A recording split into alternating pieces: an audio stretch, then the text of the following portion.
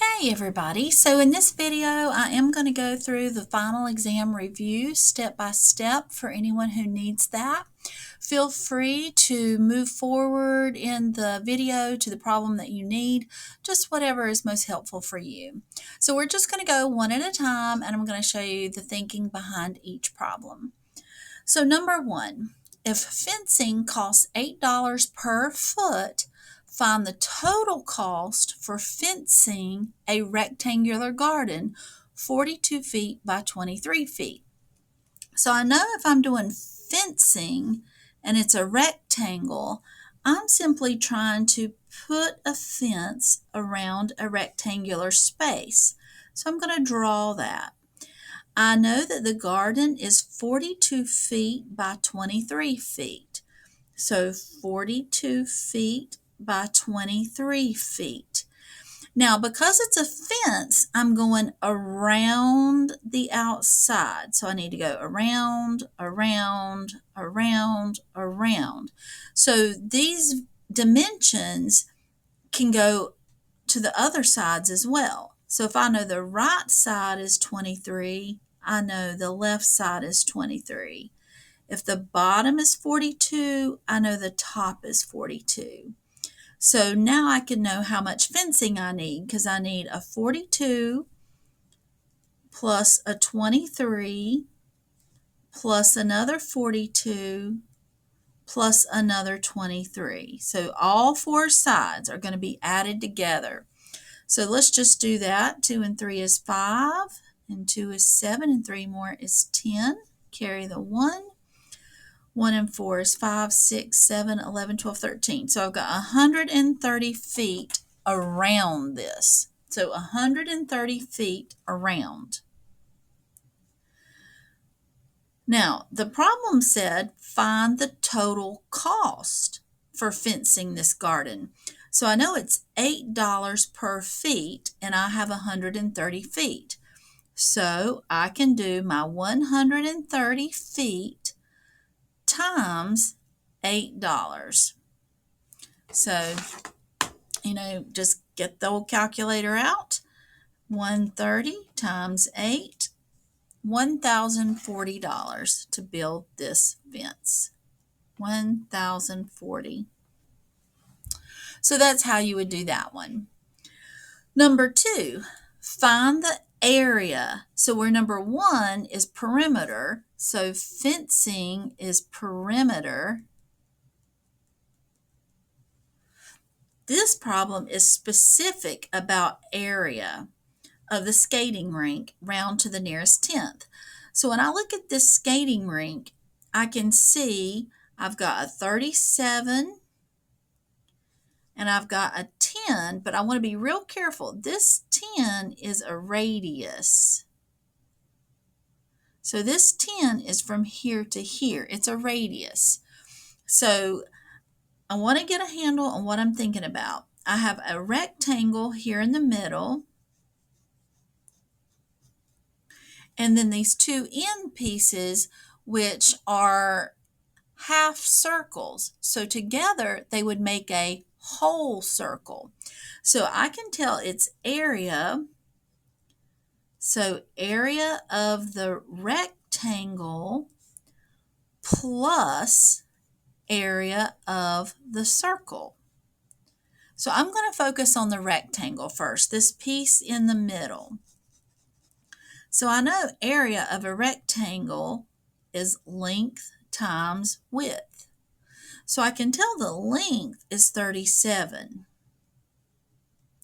times the width. So I've got to be real careful because this 10 is not from top to bottom. It was only halfway. It was a radius. So I would need to know that this is 10 and this is 10. So that whole side, top to bottom, is actually 20. So I'm going to put that over here so that that's a 20. So the rectangle is 37 on the length, 20 on the width. So 37 times 20. So again, we'll just do 37 times 20. So the area of the rectangle is 740 plus the area of the circle. So area of a circle is pi r squared. So I do have my radius. My radius was 10. So that's just going to be pi times 10 squared. So I can put that in my calculator. Pi times 10 squared. So 314.2, we'll say.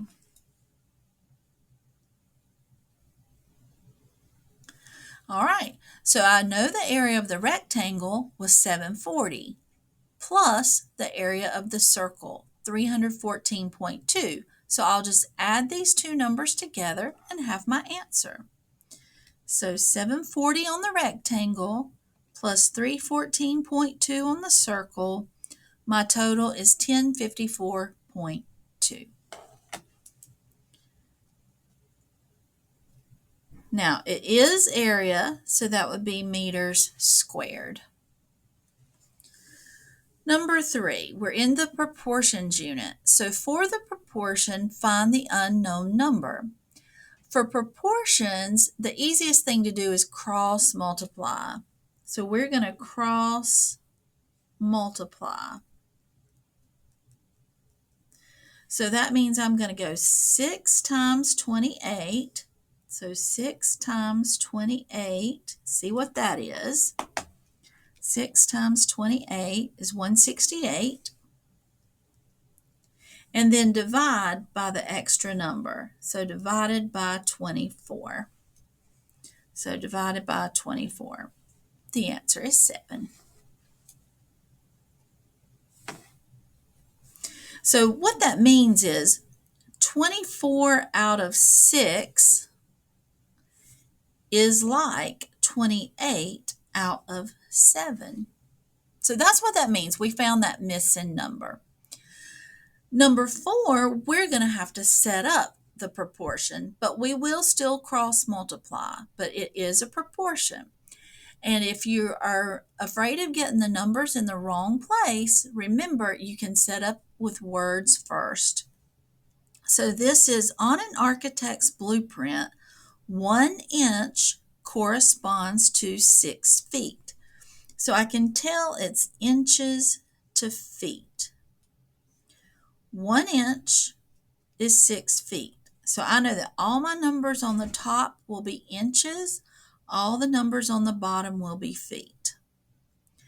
If an exterior wall is 22 feet, so immediately I know that's a bottom number because it's feet. Find how long the blueprint measurement should be. Write your answer as a mixed number if necessary. So I'm just looking for what's going right there, but I'm going to cross multiply. So 1 times 22 is 22. Divide by the 6. So if I do 22 divided by 6, I have a decimal. But my instruction said write this as a mixed number. So I can use my calculator to convert. So right now I'm in a decimal. So let's do a decimal to a fraction. So I can tell that's in blue. So let's hit second, fraction to decimal, 3 2/3. So 3 2/3 inches.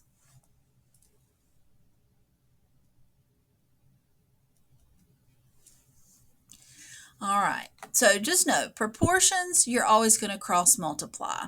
Cross multiply.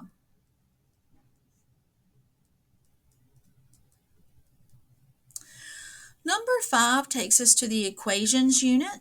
I can tell that I do have some distributing here to do. So I'm just going to be real careful, make sure I get all my right signs, and then it'll be basic equation work from there. So negative 7x, going to distribute the 6. So plus 6 times 3x is 18x. 6 times negative 7 is negative 42. equals negative 26 minus 5x. All right, let's combine like terms on the left.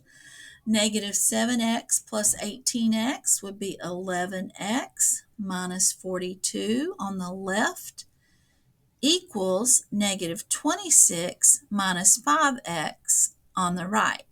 Now, I do like to get my letters to the left, so I'm going to add 5x on both sides.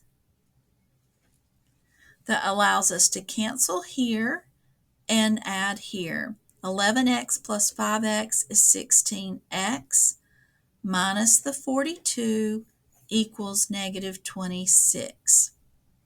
Now I'm going to add this 42 over because it's subtract here. So I want to add 42, add 42. That lets us cancel here and get a value here. So on the left, I have 16x equals 16. Negative 26, and again, you can see that here. Negative 26 plus 42 is 16. Divide both sides by 16. X equals 16 divided by 16, which is 1. So the answer is 1. As we move to the second page, we're still in equations. So let's go through this. Again, I have distributing. I have two opportunities to distribute, one with a positive number, but one with a negative number. So I want to be very careful about this negative 2 when I'm distributing. So that would be 5 times x, 5x.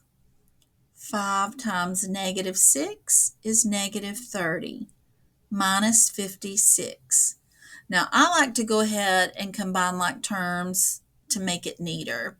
So 5x is 5x, but negative 30 minus 56 would be negative 86 equals. Now I'm going to go over to this side.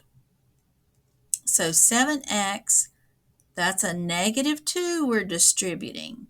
Negative 2x, and the negative 2 times 1 is negative 2. So I want to be very careful about that. That was a negative 2x, and now a negative 2. So let's combine like terms. 7x minus 2x is 5x minus 2. Again, let's move our letters to the left. So subtract 5x, subtract 5x. And we run into one of those unusual situations where the variable has been eliminated. 5x minus 5x is gone. 5x minus 5x, gone. So all I'm left with is that negative 86 equals negative 2. And I know that's not true. Negative 86 is not equal to negative 2. So because this is false, it's no solution. So my answer is no solution. There is no x. You cannot get an answer if there's not an x. I can't say x equals anything because of right here. The x's went away. So let's look at number 7. Again, I have some distributing. 5 times x, 5x. 5 times 3, 15.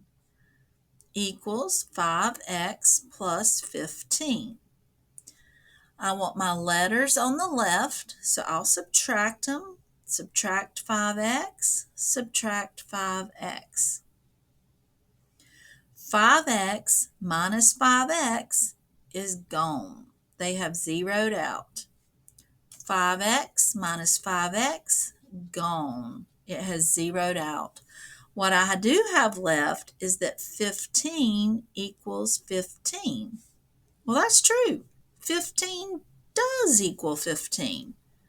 Because that's true, it's infinite solutions. So I want you to be prepared.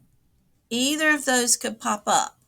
One of them is no solution, and that's when what you're left with is false. One is infinite solutions when what you're left with is true. Number 8, we have to set up the equation, and we're using our knowledge of triangles. In triangle ABC, all right, immediately I'm drawing it. I don't want to go any further until I've got something I can work with. In triangle ABC, the angle C is 6 times as large as angle A. Well, so if I let A be X, I know C is 6 times as large, so 6X. The measure of angle B is 44 greater than that of A, so X plus 44. Find the measure of the angles. So we remember that all 3 angles have to equal 180. So I would take angle A, X. So actually, let me do this. I know that angle A plus B plus C has to equal 180 because we want to make sure we have all of them. A is X. B is X plus 44. C was 6X equals 180. Now I'm going to combine like terms. X plus X is 2X plus 6 more is 8X plus 44 equals 180. And now it's just a 2-step equation. Subtract 44, subtract 44. 8x equals 180 minus 44, which is 136. Divide both sides by 8. X equals 136 divided by 8, and that is 17. So I know angle A is 17. So angle A is 17. So I can come back over here to my drawing. A was X, so that's 17. B was X plus 44, so 17 plus 44. So 17 plus 44, let's see, 17 plus 44, 61. And then C was 6X, 6 times 17. So 6 times 17, 102. And remember, the best way to check is to make sure all those equal 180. So 17 plus 61 plus 102, 180. So those are the measures of the angles. Then we moved on to trigonometry. So we want to remember this is where we can use sine, cosine, or tangent. So maybe I want to put that right up here to remind myself.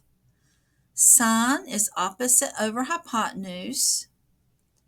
Cosine is adjacent over hypotenuse. Tangent is opposite over adjacent. All right, so let's see what we've got to work with.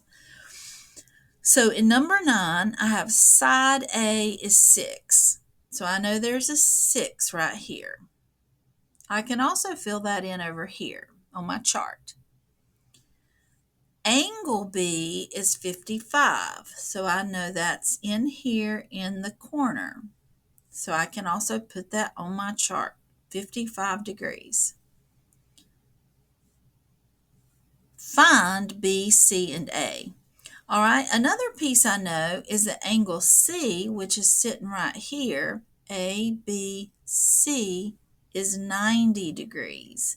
So that's going to be the quickest to finish that chart, because just like we did up here in this one, we know they all have to equal 180. These three have to equal 180. So I could just say 180 minus the 90 minus the 55 is 35 degrees. So that one's finished. But I've got to find these sides over here. So let's see what we've got. From the 55, I've got an opposite. So if I think about this, I've got the opposite over the adjacent.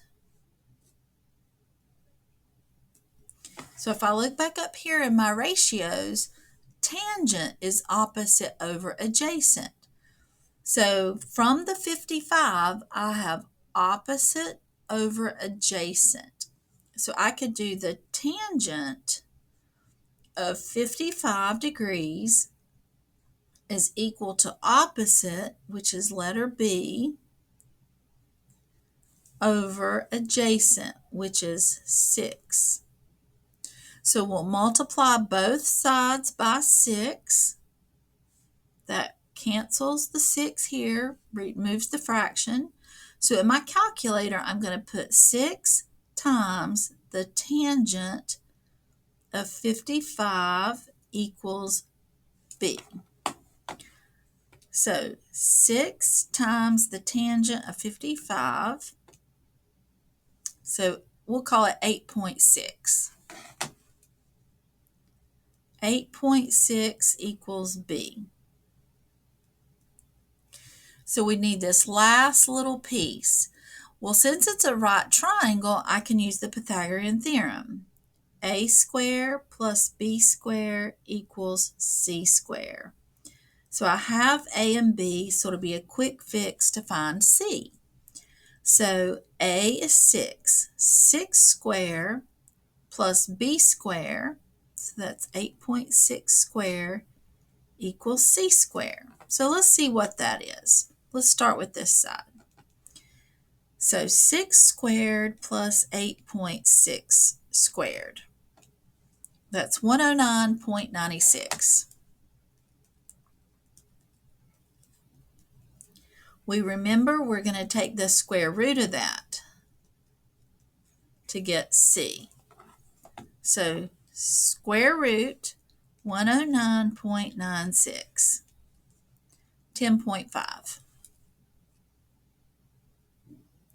So I now know all three angles, all three sides. Now, in this next little group, this is where we've been most recently with circles, drawing angles. So I'm going to draw three little X and Y axes. So X, Y. So number 11, I'm going to need the same thing. X, Y. And on number 12, so we'll come over here with that one.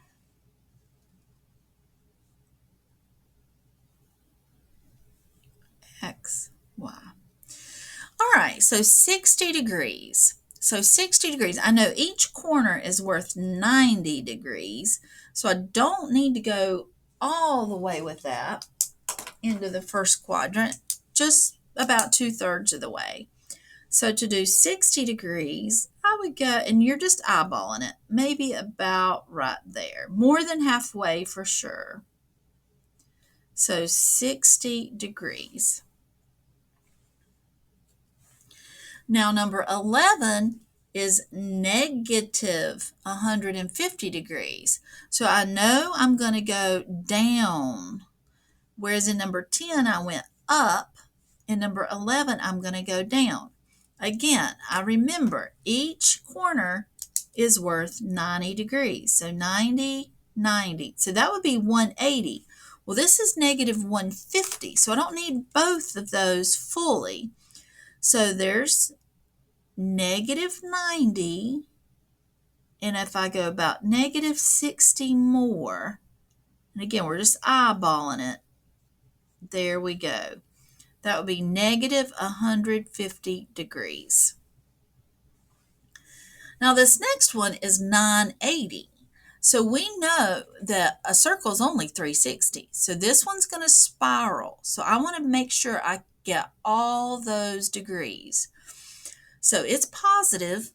So we're going to start by going up. So one time around is 360.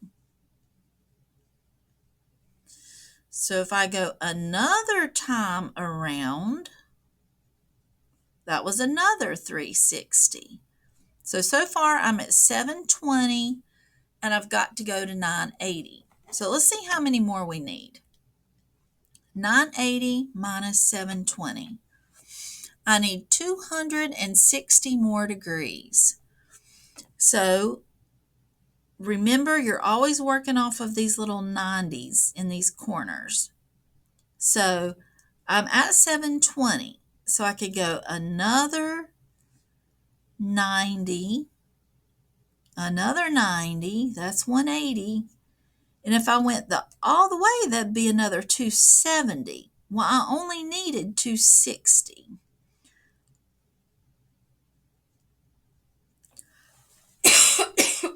So we're going to go right there. Excuse me.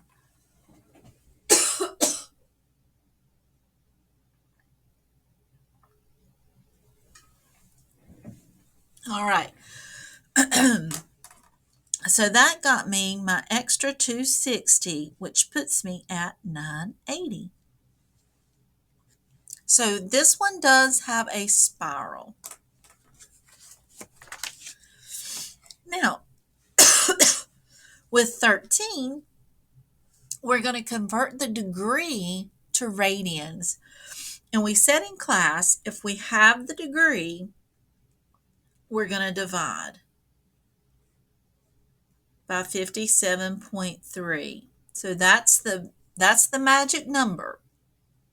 So 90 divided by 57.3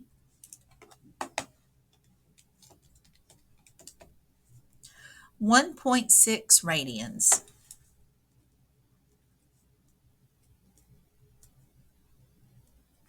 So 1.6 radians.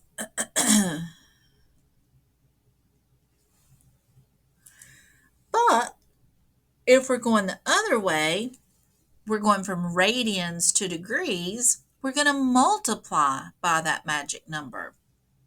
So it will be radians times 57.3. So if I've got 3.14 radians times 57.3, 3.14 times 57.3, that's right at 180 degrees.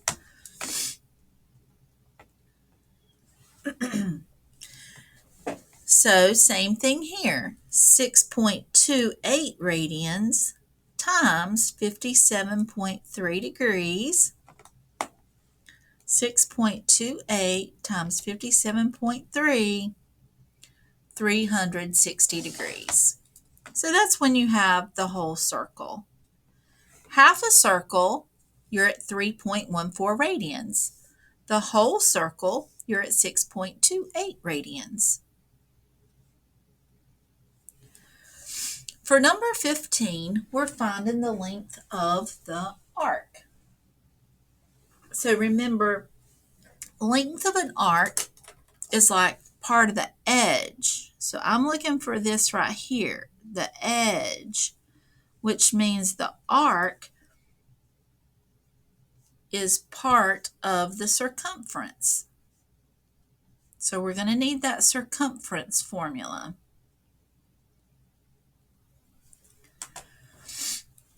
So the arc S is going to be based on this 55.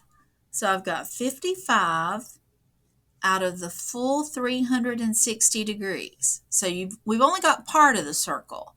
55 out of 360 times their circumference, so 2 pi r. So we've got our radius. So 55 out of 360 times 2 times pi times a radius of 4. So I'm going to put all that in my calculator, just like that. 55 out of 360 times 2 times pi times my radius, 4. 3.8, we'll say. So this arc is 3.8 centimeters, which makes good sense if you think about the fact that a radian is when the arc and the radius are equal. Well, look, this was 4, this was 3.8. That's so close, and it's because 55 is so close to 57.3. So that's a very reasonable answer. Now, when I'm looking to find the area of a sector, we said that's like finding the area of this slice. So now we're on the inside. But it's the same idea. The area is just part of the whole area. So again, I'm going to base it off of this 35 degrees. I've got 35 out of the full 360 times the area, pi r squared. So 35 out of 360 times pi times my radius, which is squared. So that's what's going to go in my calculator. So 35 out of the full 360 times pi times 11, which is squared. My radius is squared because this is area. So 36.95, that would go on up to 37. So 37 meters squared. 37 meters squared. There you go. That's how you do every single problem on this review.